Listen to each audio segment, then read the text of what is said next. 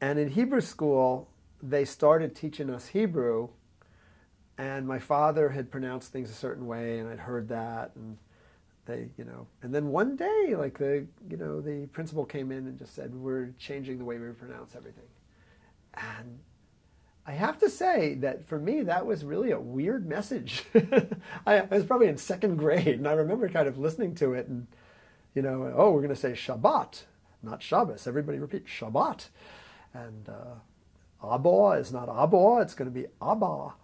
And I thought, like, something is wrong here. What is this? I was a little kid, but I was really turned off by it. It really bugged me. But I, went along with it somewhat. But it seemed to me like from that moment on, and very early on, that there was something weird about the synagogue. Like the cantor suddenly pronounced all the prayers differently, and I'd started learning stuff, and I actually, if you're a kid and you learn Shema Yisrael, you learn it a certain way, or Yiskadal v'Yiskadal Shemei Rabah. I'd heard this already. I'd heard people say Kaddish. My grandfather died when I was 4, whatever. There were people, you'd say Kaddish, and I heard that people would say that, and all of a sudden it was like, Yit Kadal v'Yit Gadal, Yit Gadash. I really, something was phony. It was really bothering me. So I sort of, I liked the Jewish education. I liked the Jewish atmosphere.